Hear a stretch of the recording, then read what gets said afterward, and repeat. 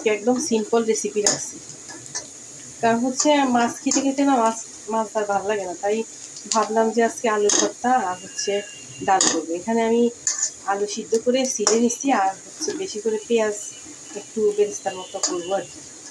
আর এই যেখানে শুকনো মরিচ টেলে নিচ্ছি, এগুলো দিয়ে আর কি ভর্তাটা বানাবো।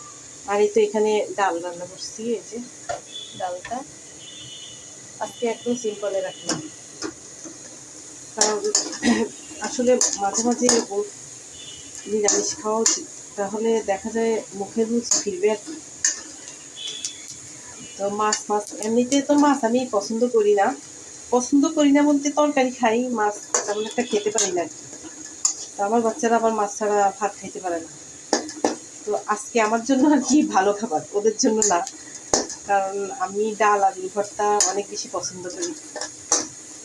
তো আমার পেঁয়াজটা ভাজা হয়ে গেছে, এখন তুলে নেবো আর কি। এখানে পেঁয়াজটা এখনো গরম আছে, শুকনো মরিচের বোটাগুলো ফেলে নিচ্ছি।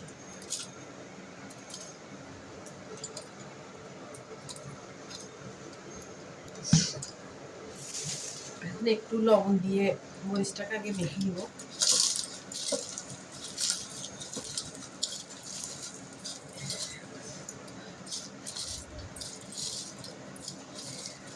কাঁচা পেঁয়াজ দিয়েও ভালো লাগে ভর্তা, কিন্তু আজকে আমি ভাবলাম যে পেঁয়াজটাকে একটু ভেজেই বানাই, যেহেতু আর কোনো অন্য কিছু নাই, তো খেতে একটু বেশি ভালো লাগবে আর কি। তার জন্য যে পরিমাণ মতো লবণ দিয়ে আগে মরিচটা আর হচ্ছে ভাজা পেঁয়াজটাকে ডলে দিচ্ছি।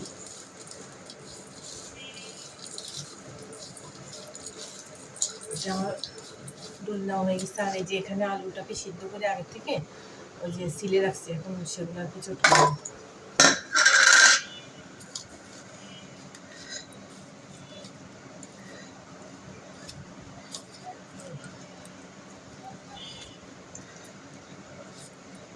আলুটাও এখনো গরম টাটকা বানাইছি, তো আসলে আলুটা গরম থাকতে চটকে নিলে ভর্তাটা ভালো হয়, আর না হলে দেখা যায় পানসে হয়ে যায় আলু কেমন জানি। মানে যদি একটু ঠান্ডা করে মাখা হয় তাহলে পানসে লাগে আর কি, আলুটা বেশি সিদ্ধ হয়ে গেলে আর কি।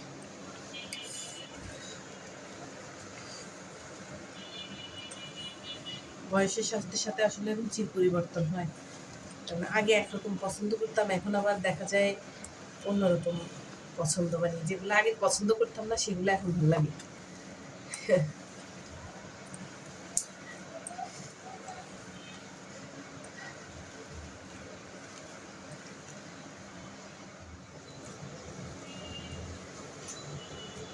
যে আলুটা ভালো করে চটকে দিচ্ছি, এখন আমি সরিষার তেল দিয়ে দিই।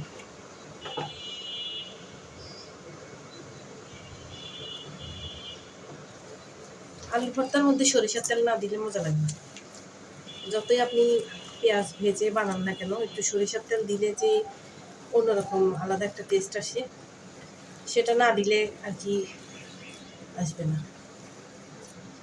সরিষার তেলের ঘ্রাণই আসলে ভালো লাগে বেশি।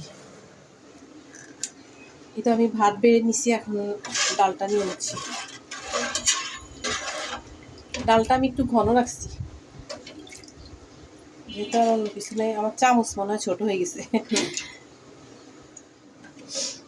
যেখানে ডাল নিছি আর এই আলু ভর্তা নিয়ে নিলাম।